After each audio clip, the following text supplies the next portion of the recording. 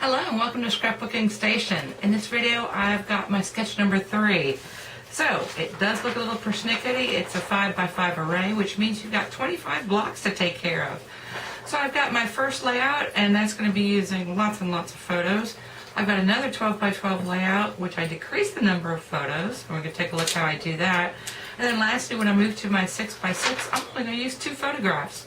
So I'm going to put the camera over my shoulder and we'll get started. This is the sketch I'm going to be working with for this video, and it comes from Becky Flick Page Maps. And what a great departure to have some variation in your scrapbook page. Plenty of photos, but they're not all photos. There's some pattern paper, journaling. Of course, you've got a space for your title. So you've got a 5x5 array. So first thing is you need to decide on what photos you have to scrapbook that will kind of fit into this structure. And so I did a walkabout this spring, and I took photos of everything that was coming up, and that's going to work nicely. Now, a 5x5 array, again, is like 25 blocks, but since you've got pattern paper or stamping or journaling, you can get away with probably anywhere between 12 and 20 for your page. So now let's look about scale.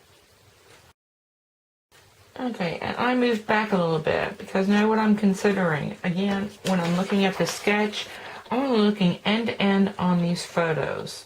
And again, if I have 1.5 inch blocks, what I end up with is an 8.5 square block for just photos end to end in both directions. If I increased that and made it 1 3/4, I would have something like this. But that kind of eliminates this technique unless you've got some pretty vellum. Because what I'm going to do is I've cut an 8.5 inch piece of vellum so that I can position all these blocks against a grid paper. So let me set up for that, and I'll be back. So I've trimmed down all the photos I have to size. I've got my piece of vellum against my grid. So when it comes to positioning, I know exactly where I can put them so they'll come together very quickly. Before I do that, I'm going to decide how I'm going to do these squares that have no photo in them. And so you saw in the previous little segment that I have already decided on purple and dragonflies. I know that I've got as a neutral some white in there, and then I'm going to do that inside border with this dark purple, which is why I've kind of slid this under here. If I were to go end to end, or this laying right on top, this gets pretty dark, and it gets pretty dark underneath, and there's nothing really amazing about this paper that I need to show through the vellum.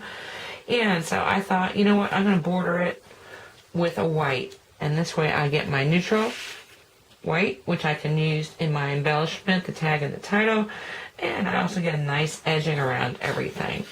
Now, what I'm going to do, instead of using pattern paper, I'm going to use purple vellum squares to put on top of this white, and I am going to stamp it. And I've got this big dragonfly that kind of goes along with these pieces here. I've also got a little punch, a little dragonfly punch. So I found a stamp that was kind of right, not too silly and not too realistic. And so I'm going to put those pieces in and, of course, glue them down. This is just a piece of scrap just to save my place. So let me do all that, and I'll be back with at least this finished grid and start placing it onto the base of my scrapbook page.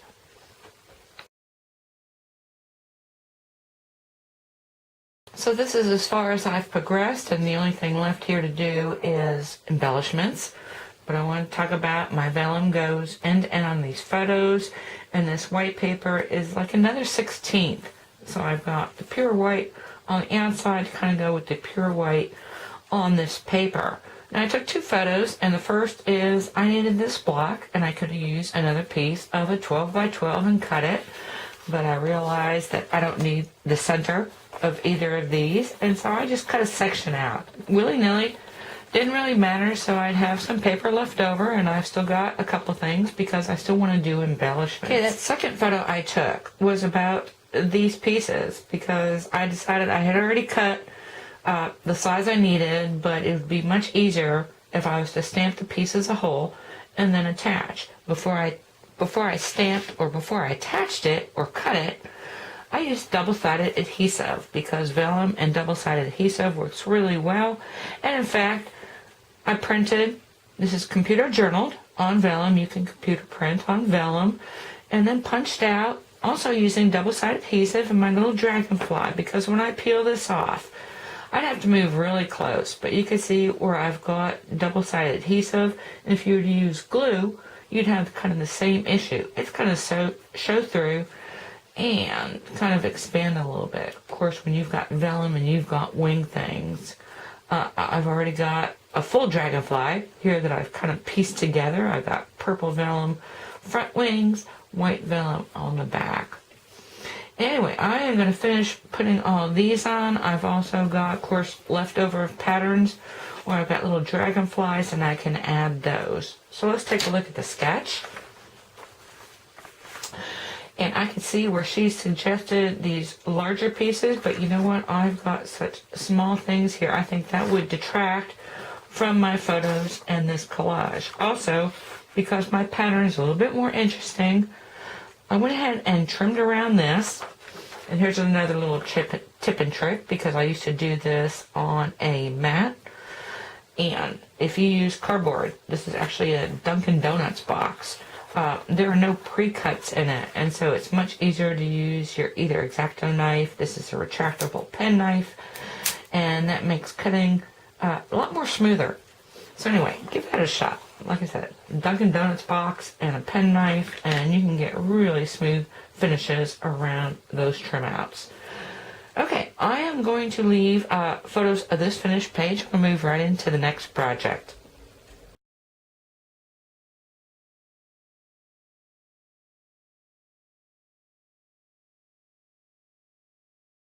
I do have to backpedal a little bit because I didn't talk about this pattern paper. Comes from Wing Things. It's a finished in a flash kit. The other thing I wanted to talk about. So that ribbon came with it. You notice when I finished this, I didn't include it.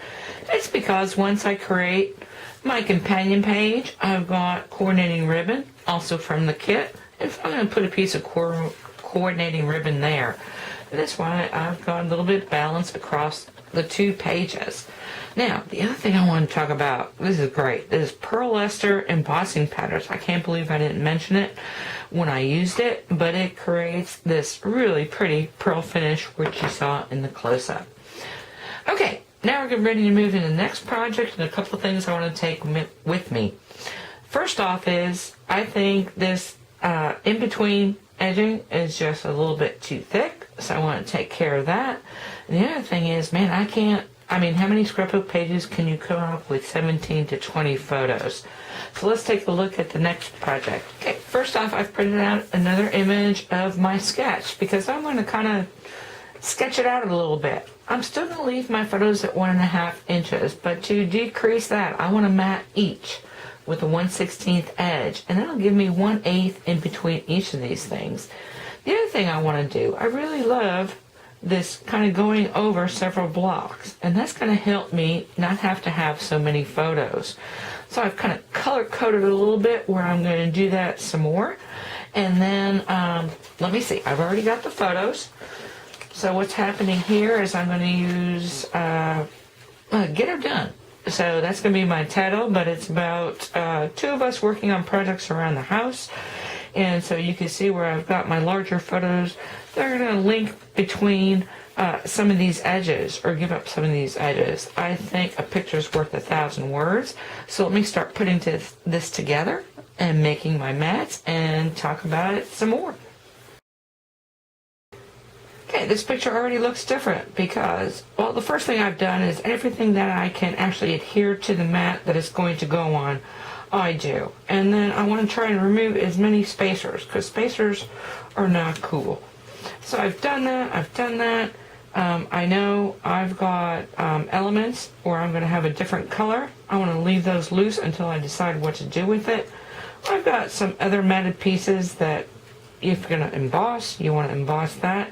And now you can see there's some missing. Well, first off, I'm noticing end to end, this will work out to be about 8.5. Well, I don't want to measure all that. I know I want 1/2 inch on each side when I put them on my pattern paper, so I can go more than that. So what I'm doing, because all these need to transfer at this point. And yeah, you notice some are missing because I've already started that. So the first thing I want to do, I know I want 1/2 inch and 1/2 inch on all sides, but you know what? I'm going to start piecing this together at the top left-hand side.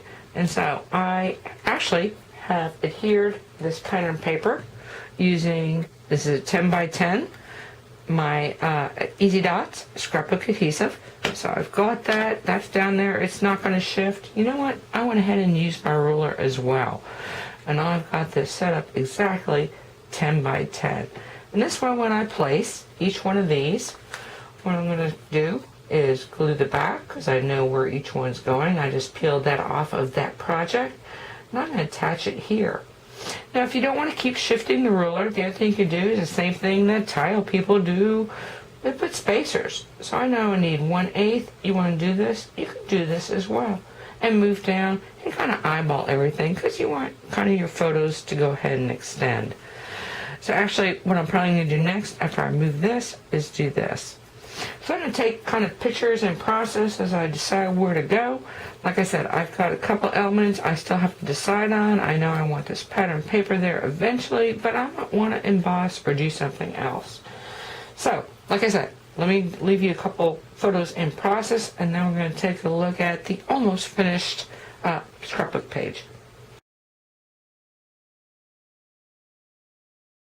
Okay, I wanted to bring this back at this point because all the structure's done, so all the basics. So once the pictures have been put on and this 5x5 array, which already looks like 5x5 at this point, but again, trimmed out the right and the bottom left sides, added a window, which is this other busier pattern, and then lightened it up again with some of these swirly tan and white strips. Now this paper, this pattern paper is called Bohemian Dreams, and it comes from Paper Wishes. So there are plenty of fun patterns to choose from. And then I paired it up with Stampin' Up's new in colors, 2 of them. Actually, it's going to be 3, but it's Emerald Envy, Dapper Denim, and then the last one is going to be Sugar Plum. So I've got that, and then I've already started putting together the companion. Of course, the companion can be much simpler. So I've got some of my bigger pieces that I just kind of stripped together. So I got 1, 2, 3 strips of paper, repeating this lighter tan one. I'm going to use the same colors of cardstock, and then I'm going to kind of repeat these corners. And the last thing I'm going to do is I want to get some of this sugar plum color over on this side. Then I'm going to add some gold. So I've got some brushed gold, and I'm just going to make strips. So I'm going to accent some of these places, maybe a couple more gold corners. And this is the brush gold, and all I've done is taken a sheet of double-sided adhesive so that I can slice this relatively thin. I think I can go like about 1/8 of an inch. I've got some journaling to add on this side. I'm going to bring in this pattern that was used in the center here again on this right page. And then I'm just going to leave photos of this completed project, both pages, and I'm going to look at one more scrapbook layout, but this time a 6x6. Okay, I had to come back one more time because as I'm laying down these strips, originally I was just going to show you the strips and this X-Acto knife, but I didn't want you thinking that I was going to measure everything. So something like this, of course all these strips have already been backed with double-sided adhesive. And so what I'm going to do is lay this across and then use my pen knife or an X-Acto knife to just kind of mark it. Once I mark it, then I'm going to cut it. And this way you don't have to keep measuring and going back to your paper trimmer all the time. So now it's just a matter of trimming that off at the exact point and then peeling off the backing. And then lastly, laying it down exactly where it needs to go. So you've got a great little sticky strip, and like I said, this way you don't have to just keep going back and forth to your paper trimmer and measuring. Okay, I'm going to show you photos of these finished projects, and then like I said, we're going to move into 6x6.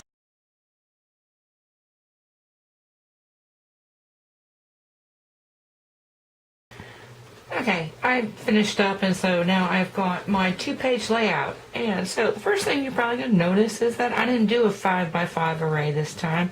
I went down to 4x4. That's because, again, I'm working on a 6x6, But I've got plenty of edging. I've still got the base behind the photos.